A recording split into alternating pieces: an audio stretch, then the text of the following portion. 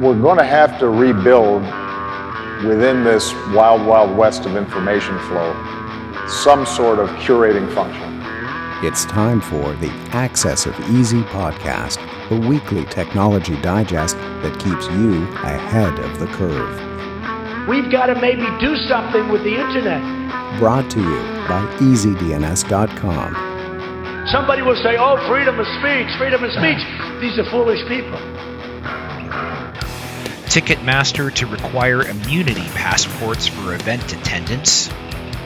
DNS cache poisoning attacks are back. The EU wants to outlaw end-to-end encryption. And the Ethereum blockchain unexpectedly hard forks, hilarity ensues. That and more on AxisOfEasy number 172. Hey everybody, this is Mark Jeftovic with another episode of the AxisOfEasy Weekly Digest. Like I said, it's issue 172, and that means the show notes for this week will be at AxisOfEasy.com/172. Last week's quote was, "We are experiencing how history is being made and politics carried on with words that have no content. What is depressing is that there is little inclination to realize this very thing." As I predicted, nobody got it. It was Rudolf Steiner, the inventor of the Waldorf School, among many other things. In a series of lectures he delivered in 1917 about the spiritual sickness afflicting the world, the media distortions, and the propaganda that gave rise to World War I.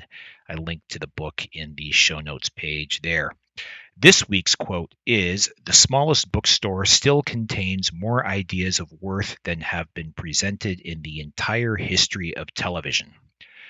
You know the rules, no searching it up online, and the first person to post the correct source of the quote to the show notes page gets their next domain or web hosting renewal on us.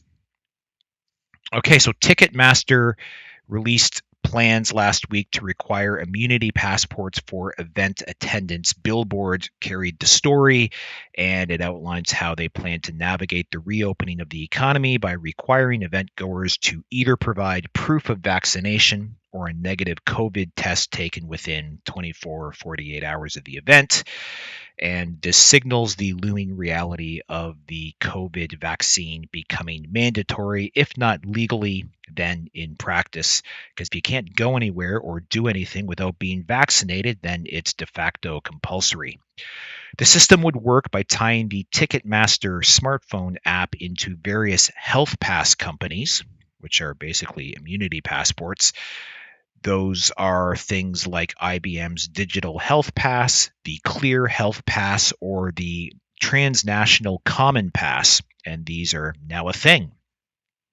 So Ticketmaster, like most multi-sided platforms, they've got a near monopoly in their space. So that means if you object to the likes of Ticketmaster dictating your healthcare decisions or having access to your health records, you can't really just fall back and say, okay, so I'll never buy my tickets through Ticketmaster again because they've got a monopoly. So if you don't want to go along with this, you're basically saying, okay, so I'll never go to another entertainment or sporting event ever again. Okay, so the vaccine itself, I've been looking into this, not meaning to sound like an anti-vaxxer or anything, but it is the first mRNA vaccine that will ever have been produced. Most vaccinations take a decade and more to develop. This one was rushed out in under a year. Although someone did point out to me that some pharma companies have been working on this type of vaccine since SARS, which made me feel a bit better about thinking around this. But Charles Hugh Smith did an excellent job looking at the ins and outs of these kinds of vaccines, and also a little more cold water on reality that the vaccine won't be the magic bullet to save the economy. Anyway, I linked to that in the show notes page as well. DNS cache poisoning attacks are back. So in a DNS cache poisoning attack, your victim can be sent to a fake website, in effect by overtaking or front-running the real DNS query responses sent by a name server, and you substitute a fake response that would connect them to a fake resource like a dummy website for your bank or your crypto wallet, whatever. This was discovered in 2008 by Dan Kaspersky, and it spawned one of the most frantic episodes of mass patching across the internet prior to 2014 and Heartbleed, which was crazy in itself. Name server developers responded by adding things like source port randomization, and that dramatically raised the bar on cache poisoning. And then there's DNSSEC, which existed, but still hasn't really hit critical mass, and that cryptographically signs your DNS responses. That's the ultimate solution to this sort of thing. But it's still not widely deployed across the internet. And so now cache poisoning is back, at least theoretically. Researchers from Tsinghua University and the University of California presented a paper on a side channel attack that makes obtaining the source port of a DNS query possible again. The side channel itself, it's simple but brilliant. The researchers are figuring out which source port is being used by simply flooding the name server with fake queries very quickly, so it hits the max query allowed by the name server. They figure out which port sends back no response versus which port sends back a port unreachable error, and then they know which one is the actual port being used. After that, they have to still figure out the transaction ID, but there's ways to do that. Having the source port solves one of the big barriers to still being able to pull off a DNS cache poisoning attack. So, hat tip to John Senchak, who sent that to us via Facebook.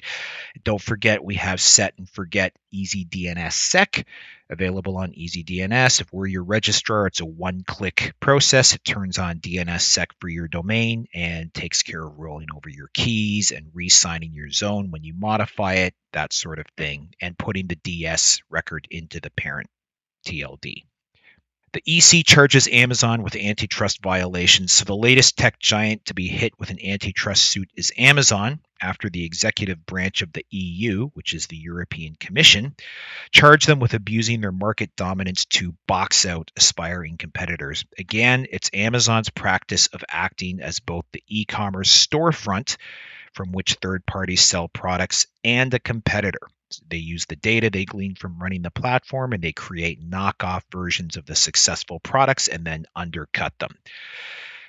This process will play out over months, if not years. The next step gives Amazon the opportunity to respond. The EC has also initiated a parallel investigation into whether Amazon's buy box, which features prominently on the website and drives billions in revenues, gives preferential treatment to Amazon's own products. So we've been reporting on this for a while in AxisOfEasy number 144, and in AxisOfEasy 156, we looked at how sometimes Amazon would even go further. They would meet with founders to, quote, better understand your business model, and then instead of investing in the companies, they would just turn around and knock them off and create a product of their own. Also in the EU, they want to outlaw end-to-end encryption, so they created a draft council resolution on encryption entitled Security Through Encryption and Security Despite Encryption. And they try to pay lip service to the legitimate need for privacy and the ability to protect your personal and proprietary communications. Quote, the principle of security through encryption and security despite encryption must be upheld in its entirety. The European Union continues to support strong encryption. Encryption is an anchor of confidence in digitization and in protection of fundamental rights and should be promoted and developed. Protecting the privacy and security of communications through encryption and at the same time upholding the responsibility for competent authorities in the area of security and criminal justice to lawfully access relevant data for legitimate, clearly defined purposes in fighting serious and/or organized crimes and terrorism, including in the digital world, are extremely important. Any actions taken have to balance these interests carefully, end quote. It still calls for some ability of law enforcement to be able to access encrypted communications, quote, in a lawful and targeted manner and full respect of fundamental rights and the data protection regime while upholding cybersecurity, end quote. So one of our lawyers has an expression he is fond of using. He says, you can't suck and blow at the same time.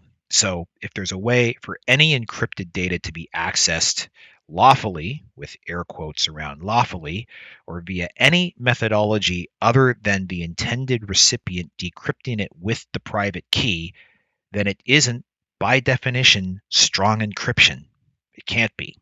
So that means if regulators actually move forward and mandate backdoors for lawful access into encryption, it will instantly criminalize everybody who then moves to an unsanctioned end-to-end encryption out of the same exigencies the EU has already recognized as being legitimate. So that way, our quote from the AxisOfEasy number 147 will become a reality, which is, if privacy is outlawed, only outlaws will have privacy. And that was famously said by Phil Zimmermann, the creator of PGP. Ethereum unexpectedly hard forks, hilarity ensues. So they're calling it the most significant failure in Ethereum since the DAO hack of 2016. We linked to an article on Wired that it takes you through what happened back then.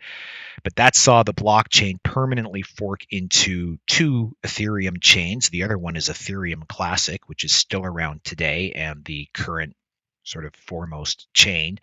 On November 11th, last week, large chunks of the Ethereum ecosystem sort of came unglued and began malfunctioning. Infura, MetaMask, MyCrypto, to name a few, stopped working, and so did the smart contracts and dApps that relied on them. Major exchanges like Binance hastily halted Ethereum trading. It turned out that Geth, an Ethereum client written in Go that's estimated to underpin upwards of 80% of all Ethereum applications, had a bug that split the blockchain in two, causing an unannounced hard fork. So the Ethereum teams released a post-mortem on their GitHub, and it indicates that the event was traced to a bug introduced in a bug fix several months ago, which lay dormant until a transaction finally hit the blockchain on the 11th, which triggered the hard fork to happen. Ransomware group using Facebook ads to pressure victims. I saw this headline on Krebs on Security. I was expecting to see an article about ransomware gangs using Facebook ads to hijack users to some poison URL that would deliver an infected payload onto their computers, but it wasn't that at all. What it described instead was how hackers were using compromised Facebook accounts with advertising accounts attached to them to create and then run ad campaigns designed to shame victim companies into complying with their extortion demands. In this specific example, Krebs cites, it was the Italian corporation Campari Group. They were attempting to downplay the extent to which their customer data was compromised, and the ad started running across Facebook using a hacked business account of a Chicago-based DJ countering, quote, "This is ridiculous and looks like a big fat lie. We can confirm that confidential data was stolen, and we are talking huge volume of data," end quote. I'm frankly astounded that this made it past the Facebook ad approval process, because we just had an ad rejected last week that we were running for DomainSure, which was like the most above board thing possible. And we had to go through a manual appeals process just to get them to actually understand that this wasn't some sort of dodgy, hacky ad. So I'm a little perplexed as to how that even happened. Anyhow, Google sued for unauthorized data transfers from Android devices. So a lawsuit filed by 4 separate plaintiffs across the USA seeks to be certified into a class action against Google over its use of customer data allowance for unauthorized and undisclosed data transfers. It's a unique take on confronting the search giant over its surveillance capitalism model, because there's numerous privacy cases dealing with how various big tech incumbents harvest data from their users, often without their knowledge or acquiescence. This one just goes straight to the unauthorized use of the customer's data allowances with their carriers. So they say there's no issue when all the data that Android devices send home to Google happens over Wi-Fi. What's not cool is that this happens when they're roaming or otherwise using their mobile carrier's cellular network. They have to agree to 4 agreements to enter the Google ecosystem, the terms of service, the privacy policy, and 2 others around the Google Play Store. None of them disclose that the device is going to be sending all of this data back to Google and chew up your data plan. Mac OS 11 removes your ability to avoid Apple's surveillance. This one really pisses me off. I came across an essay by Jeffrey Paul called Your Computer Isn't Yours Anymore, talking about the additions to OS 11, Big Sur, which remove your ability to avoid Apple's surveillance. Quote, on modern versions of Mac OS, you simply can't power on your computer, launch a text editor or ebook reader, and read or write without a log of your activity being transmitted and stored, end quote. Further, these thousands of updates your computer is emitting from you all the time, every single app you use, the IP address you're using it from, they traverse the network in the clear, so they're unencrypted, so everyone in the network path can see it. And then the requests hit a third-party provider in Akamai, which is a content delivery network Apple partnered with to cover their network layer across the world. And then Apple is a partner in the PRISM program, which is a U.S. military intelligence surveillance program first disclosed by Edward Snowden. The ramifications are that, quote, this data amounts to a tremendous trove of data about your life and habit and allows someone possessing all of it to identify your movement and activity patterns. For some people, this can even pose a physical danger to them, end quote. So now, currently, it's possible to block all these updates on Mac OS X using a program like Little Snitch, which I have installed. It's a small firewall you can use on your system. You install it, gives you control of all the outbound network traffic, so you can block these little phone home requests from Apple or any other application on your computer. I have it installed. It's a bit of work to constantly approve data traffic and stuff, but at least you have the capability to do it in the past. With the new OS X 11 Big Sur, they've added new API calls that prevent Little Snitch from being able to block their traffic at the operating system level. And it gets worse. OS X 11 has new rules installed so that Apple apps will also bypass VPNs. That's the part that really made me crazy when I read that. So that's what Paul means when he says your computer is no longer your own. And it also means that I think I have to shop for a new laptop because, quite frankly, this is bullshit.